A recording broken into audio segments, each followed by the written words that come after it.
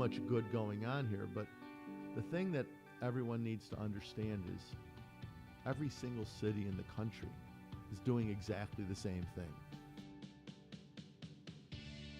Good morning, good afternoon, and good evening, whenever you may be listening. I'm Nate Benson, Digital Media Manager at 43 North and host of our podcast, Latitude. Thank you so much for listening to the podcast this week, and thanks to our sponsor, KeyBank. What makes a great bank?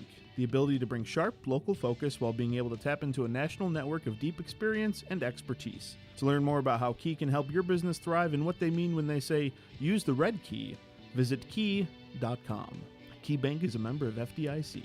There's a lot of great things happening right now at 43 North, including tickets to the 43 North Finals on October 5th, 2017 at Chase Performing Arts Center in downtown Buffalo. So how do you get your tickets? Head over to 43north.org and reserve your free tickets to this year's event. That's right, I said free. So what are you going to see this year on stage at the 43 North Finals? You'll see 10 finalists pitching to a live panel of 7 judges.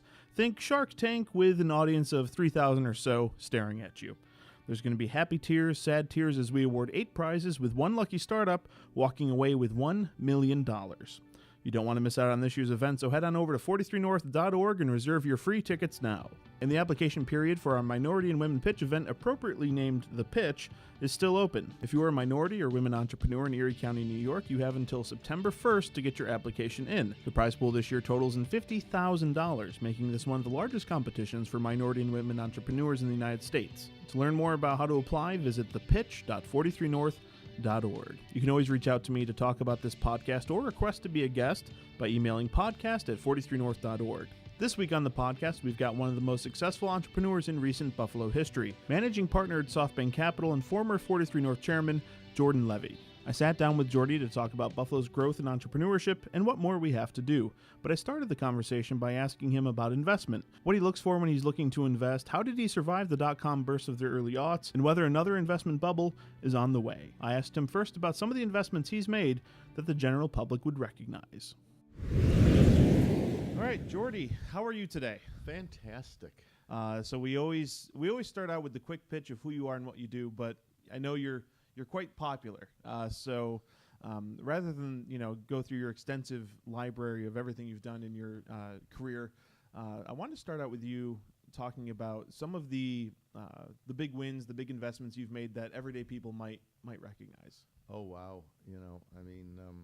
Obviously Ingram Micro was one of the first ones we did. But over the years, we've been lucky. eTrade, I think people have heard of eTrade. Huffington Post, Buzzfeed, Synacor, of late here in Buffalo, ACV. We've had a lot of them. A lot of companies. Cobalt Networks was one of the biggest ones we've ever been involved in, but probably people don't know it. They created and basically invented the thin server. Okay. But we've been lucky and had a lot of stuff that has gone well. A pretty diverse portfolio across different industries. How do you narrow in on something you're going to invest in? Like, kind of walk me through that process of making that decision. Well, we have pretty much focused over the years, and I still stay focused. Cobalt's an exception because we did thin servers, but that was due to the CEO and the team. But generally, we stay within a sector that we know well. It's consumer internet, which I have invested in for a very long time. SaaS, software companies. And within the internet, the social web is one that we like a lot, and mobile, because obviously with the SoftBank heritage and relationship, mobile is a critical piece of the pie. So we've sort of stayed within that structure, and it's worked well for us. We've avoided things that we don't know. I know what I don't know. Don't know a lot. I don't know anything about life sciences, clean tech, healthcare, advanced manufacturing. I know very little about chip, MEMS, those kinds of things. So and hardware is very dangerous, very expensive. My last significant hardware investment was Boxy, if you remember Boxy. Yeah. And the truth is, we had the best technology platform. We should have won that race.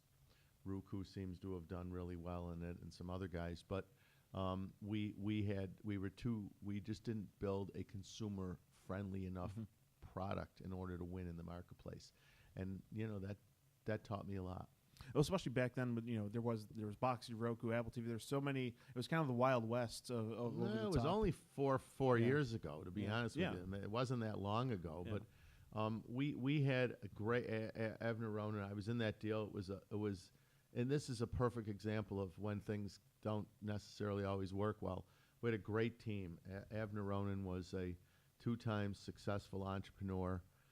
The investment syndicate was Fred Wilson from Union Square, Bijan Sabat from Spark.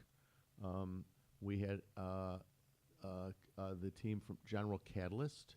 We had one Israeli VC and us. It was really a great team of investors, a great team of operators, but we never really got the product right. Mm-hmm. And as a result, we lost. We sold it to Samsung, but we lost $30 million. Wow. Let's backtrack a little bit. Kind of walk us through your first kind of significant investment, and how has your approach to investing changed since? Well, that then? was the real Wild West. Yeah. This was the mid-'90s. We had Upgrade Corporation of America, which I think some people remember. And we were doing great. We Softbank ended up partnering with us. And it was the nascent stages of the internet. And so while we had done a little bit of angel investing, we started to actively involve ourselves in investing, mostly because we were sitting at board meetings and Masayoshi Son, the chairman of Softbank, was saying the internet is going to change our lives, guys. We should be, while we're deploying these technologies and using these companies to leverage our own business, we should be investing in those companies. So we were basically doing business deals. eTrade was a perfect example. I met with Christos Kosakos, the CEO of eTrade, at the U.S. Air Club at LaGuardia Airport. And Christos wanted us to handle their customer support and all of their pre-sales work. It was about a $20 million contract for 250 people on the phones doing a myriad of things. And so at the time we said, well, why don't we invest as well? And we invested $11 million. But I was getting a $20 million a year contract. And like, okay, we're deploying, we're going to work for them, we might as well invest in it. That turned out to be worth about $1.8 billion to SoftBank. Wow.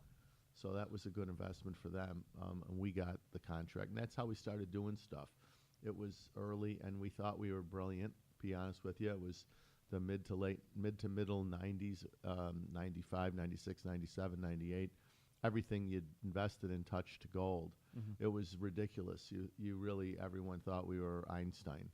As it turns out, we weren't, because if you didn't sell come 2001, you had your comeuppance. And that was among probably the most humbling periods in my life, certainly, when I realized I wasn't so smart, I wasn't very rich, and I certainly didn't know what I was doing, because clearly that was a very, very rough patch when the internet really crashed. Was it an issue of, you kind of got tunnel vision with the success, not just you, but investors in general back then, where you saw so much success, there was just kind of no end in sight, and then all of a sudden it kind of came crashing down? Drinking the Kool-Aid is the analogy most people use. What was happening, it was funny. One of my mentors and my consigliere, Jerry Lippis, who's been a very prolific investor here in Western New York in many ways as well. He was waiting it out and waiting it out and waiting it out. And finally it was like, maybe this isn't ending. 99 comes, it's already been 4 or 5 years. These companies have just been absolutely flying. Mm-hmm. And so even he started to invest, and we all did. I mean, it was just like impossible to not do it. And, it just came to a screeching halt. It was, you were caught up in the euphoria. And, it's easy for the folks that didn't participate to say, I saw it. But this was a 6 or 7 year run. Yeah. And if you had a level of intelligence, and I guess if you were like Mark Cuban, Mark sold broadcast.com to Yahoo. I think it was north of $1 billion, his piece. Mark sold the stock the day he closed the transaction. He just said, "Look, this is funny money. This is ridiculous. This shouldn't have happened." And like I'm living a dream, and I don't want the dream to go away. I'm just selling. I don't care that Yahoo it's worth $3 or $4 billion in 6 months. I'm taking my $1 billion and being happy, and that's what he did. He was one of the fortunate, smart ones. Rest of us, if you took your money off the table, you did great. And there were some deals we took money off the table. Unfortunately, it was the minority, not the majority. So what was it like rebuilding from that? Obviously, the early 2000s and onward, building that portfolio. It was very hard, Nate. This was 2001, 2002. I mean, I say this regular. I probably saw 80% of my net worth disappear. I say, people ask me all the time, it's in the cloud, that Microsoft cloud they talk about. Well, that's where all my money is. And it's still up there somewhere. But it just disappeared. And, you had to work hard. And we had a fund that, pretty much, SoftBank is a company, which I was a part of, lost in a period of a handful of months, 98% of its market cap. 98%. Masayoshi Son at one point was listed as the richest man in the world. He was no longer. And so, I had a lot of SoftBank stock, of course, but everything just disappeared. And so Ron Schreiber and I, who's been my partner now for 35 years, we made a decision we were just going to gut it out. We took our fund and we essentially subordinated all of our own personal interest in the fund to get our money back for our investors. We'd never had investors that ever lost money with us before. Now they were upside down. The good news for us, we were a little luckier than others. That 20% was still worth something. And so we gutted it out. We worked hard. We didn't take any money. And over the next couple of years, we were able to recover a good chunk of everyone's investment. We sold a company, Exosoft. I think we sold another company in between as well. It sort of got back a good piece of it, and we just got it out. We worked hard. We kept our head to the ground. We didn't make new investments. We were basically working the companies, trying to get them successful, and that was what it took. It took rolling up the sleeves, digging in, really helping your companies to find a vehicle that would allow them to have the kind of success that you invested in them in. And that's what we did. And so by 2004, it started to turn around. 2005, we raised a new fund with SoftBank. And that was a lean couple of years as well. It wasn't a lot of liquidity going on. But starting in 08, we started to see some light. And between 08 and 2012, we had, I want to say, 18 exits. Wow! And that short chain turned things around, and we've been lucky since then. Now, the concern, especially amongst tech journalists and bloggers, things like that, is that second bubble. We're on the cusp of it, or it's down the horizon. What are your thoughts on the way things are in the internet space these days? Well, even when there's a bubble, I guess if you have the balance sheet in order to support yourself through the down times, you'll be okay. I mean, if you think about the stock market, it's some ridiculous. The Dow's at 22,000, right? The NASDAQ, I don't even look, but it's well over 5,000. So if you look at what happened before the burst in 02 or 01 until afterwards, if you waited it out and you were a long-term investor, you're going to come out of it extremely well. I fear right now that there's a little bit too much momentum in the crypto world. I think that we'll likely see some correction there. But again, like I guess Bitcoin crossed 4,000 the other day. If it corrects, and I think it will, and adjusts, say it goes down to 2,000 or 2,500 or 3,000, the guys that bought it for be in trouble unless they still hold on. Will it eventually go back up? Yes, I think the inertia will take it back up. I think that the crypto world is going to have a very significant impact in our lives. So ultimately, over time, I can't tell you which currency, what platform will work. No one knows today. Everybody's making bets. And when you make bets, that's like gambling, okay? So we'll see how that plays out. In terms of the correction, in terms of the technology sector, I think the sector's corrected. It's not, you're looking at, look at like Blue Apron. I mean, that's way down from its. Most of the IPOs are not performing well. Snapchat too, yeah. I mean, even that's below. Snapchat's getting annihilated right now, and having a lot of difficulties, but still has extraordinarily strong balance sheet because they raised a lot of money at that IPO. So, what will happen is there a correction? Yeah, will it go up? Will it go down? I mean, it's certainly very frothy right now. When it's frothy, it usually means that something is going to happen. We've got a man running the country right now that is totally unpredictable in every way, shape, or form. Won't get into the politics of it, but he clearly unpredictability. We just don't know what will happen. That will have an impact. I think you just got to make sure that your balance sheet is strong, that you have great management, that you are in markets that you can perform extremely well in. We try to invest in companies that are in leadership roles.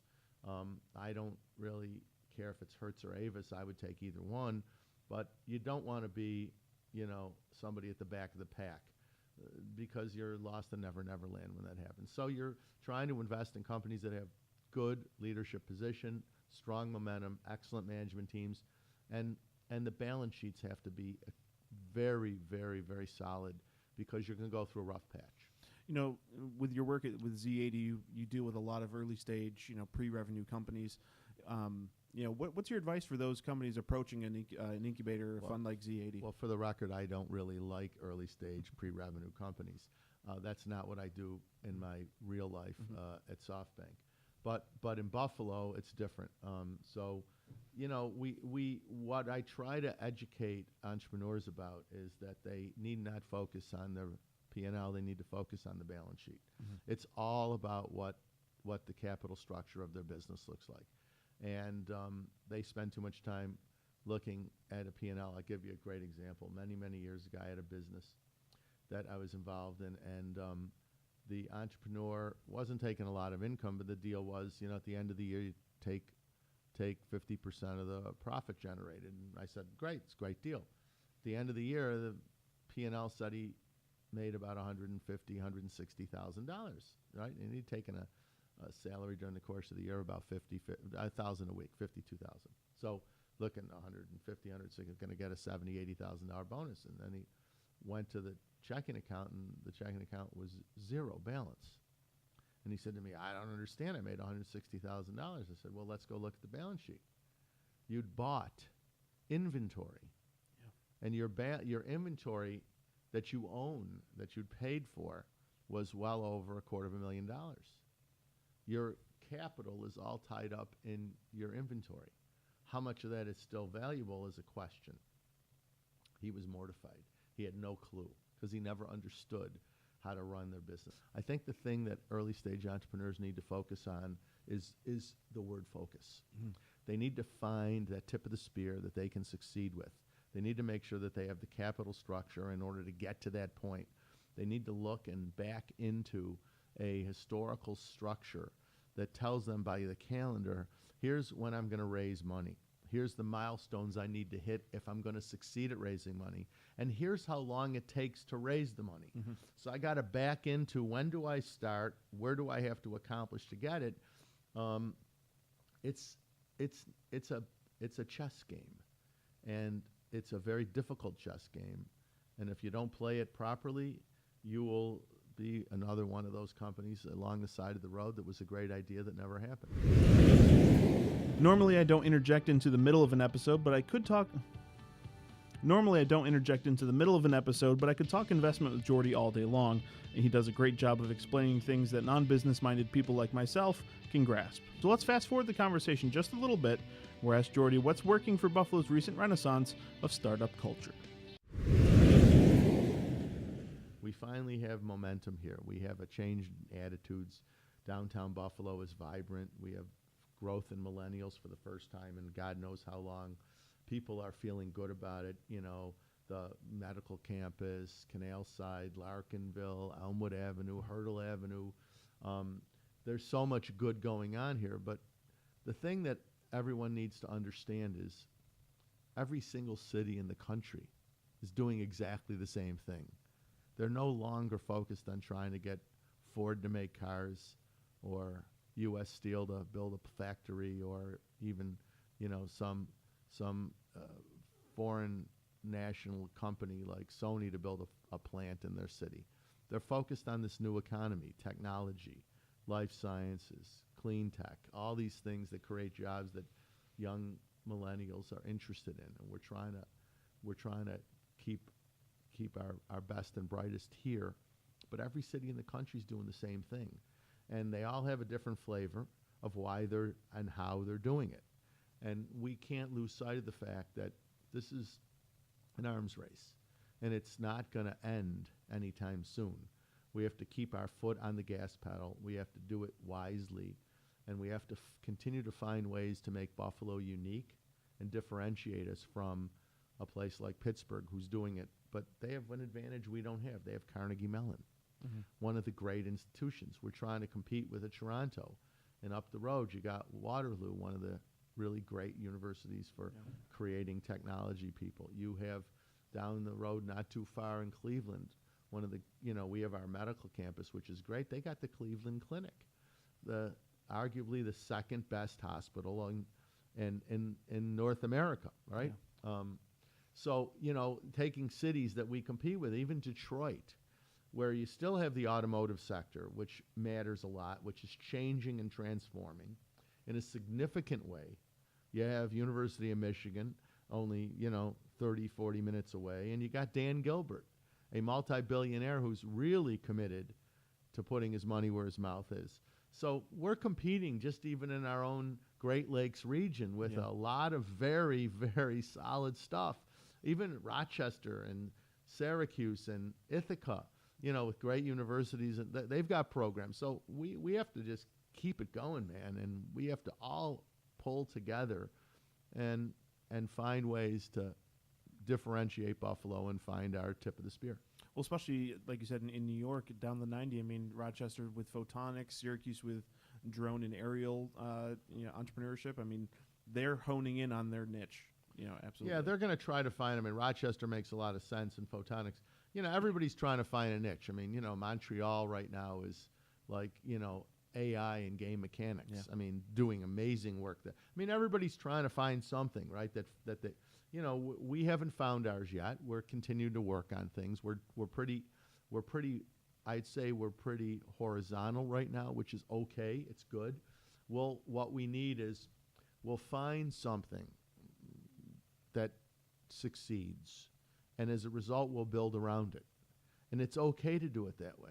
What really has to happen is that people in this community have to be Buffalo proud, and they have to decide that they're putting a stake in the ground and they're going to do things that are going to help move the needle. You're doing that, and the team here, and about a lot of young people in this town that are really trying desperately to find ways to do it. There's great momentum, and we keep working on it. But we also need the gray hairs to help. I'm proud of yesterday. Our first class for strategic financial solutions started in Buffalo. And we took the IBM space that they haven't filled. They committed to filling jobs they haven't filled yet. We took some of their space temporarily. We started our first group. We have 15 employees in Buffalo now, and we're not even open yet. And so, I'm proud of the fact that I was able to convince the CEO and the management team to come to Buffalo and expand and grow their business here. And it wasn't that hard. I got them to come up, and we went to a Bills game, and we went to a concert, and we went to Sinatra's, and we went to Elmwood, and we went on Chippewa, and they came and saw the waterfront, and they met Chuck Schumer, and they met other electeds, and they saw what a great community spirit we have, and they saw this as a great opportunity. And from New York to Buffalo, 20 flights a day, $99. It's inexpensive. The people pitched in. Warren Colville and the Buffalo News helped, and the Montantes came to the table with aggressive program for space, and the Bendersons came to the table and gave us a great deal put our people up in hotels when they come. And, everybody sort of went, when you went to them and said, we're trying to do this, and everybody like sort of pulled their pants down a little bit. How can we help? Yeah. And they wanted to help, because they saw it as an opportunity. We need more of that. We need people that have influence with other companies to say, come to Buffalo. It's an amazing place to do business. It's not because it's cheaper. Yeah, it is cheaper, okay? It is. The cost of living is less expensive than cities like, obviously, New York and Boston and obviously Chicago and Los Angeles and other places like that. But it's even a lot less expensive than Toronto. It's not, it's work, but it's not that hard. And I think we all have to pitch in. And if we start doing that, if Strategic's successful in what their endeavor is, they're going to have 1,000 to 1,500 people in the next 4 or 5 years. If ACV continues to grow, it's going to have 400 or 500 people here. We need but a bunch of those. And all of a sudden, we start changing the paradigm. We start having great jobs so that, our talented young college graduates that have left to go to great colleges around the country realize I can come back here and do this. And that's what we're trying to create. So wrapping things up, what's and you kind of alluded to it a moment ago, but what's next? What do we have to really focus on For Buffalo? Yeah. Well, it's jobs, okay? I said this the other day. We were, JT's just opened on Elmwood Avenue. It's the new hot place, although last night I was at the Curtis. It's beautiful. Mark Croce did an amazing job there, and people are investing. I'm going to go to the Henry and see what that's about later today. But I was at JT's, and this is true. It was a Monday. I was with Bill Maggio. We were getting together to talk about some stuff, and the place was packed. And Henry Guarino walks over, and I'm looking around, and I guess I probably knew half the people or more in the restaurant, and the half I didn't know, Bill knew. And so I looked at Henry, and Henry's, they're killing it. And I looked at him and I said, "Great job, place is terrific." I said, "Henry, the only problem, everybody I see in this room 3 weeks ago would have been at another restaurant in Buffalo." He said, "You're right. It's the same people. We're just moving them around. We need new people. We need new people by creating new jobs, by creating a new economy, and having people stay here or come back here or move here, because we still have our 900,000+ Western New York residents. We need that to grow to 1 million, and that's when all of a sudden the world changes for us. So to me, it's about now job creation. New job creation is what we've got to accomplish in order to take Buffalo to its next place and its rightful place again as one of the great cities in North America. We have the infrastructure. We have inexpensive electric and power. We have plentiful natural resources. We have a extraordinary fair cost of living. We have robust housing stock. We have terrific universities. We have a lot of the things necessary. We now have a beautiful waterfront.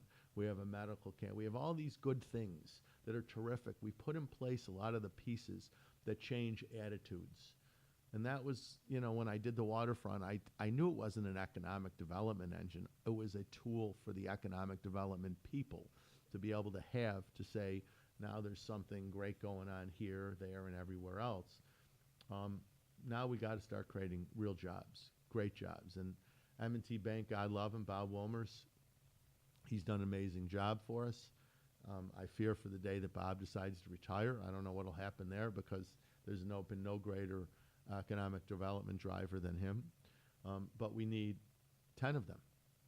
And that's what we've got to focus on for the next 10 years, is job creation, job retention, and job growth.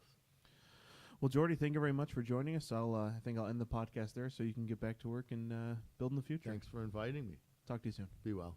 I want to thank Jordy for joining me on the podcast this week. If you like this episode of the podcast, I encourage you to take a couple minutes and leave a review on iTunes. Leaving a review helps our placement within the podcasting world, so you'll be helping our startup podcast quite a bit by leaving a review. Remember, tickets are now available for the 43 North Finals on October 5th. Head over to 43north.org and reserve your free tickets to this incredible night for Buffalo's startup scene. And if you're a minority or women entrepreneur in Erie County, you have until September 1st to get your application in for the pitch. $50,000 in prizes this year, folks. up from 20,000 last year. Visit thepitch.43north.org to apply. Thank you so much for listening. For 43 North, I'm Nate Benson, and we'll see you at the next one.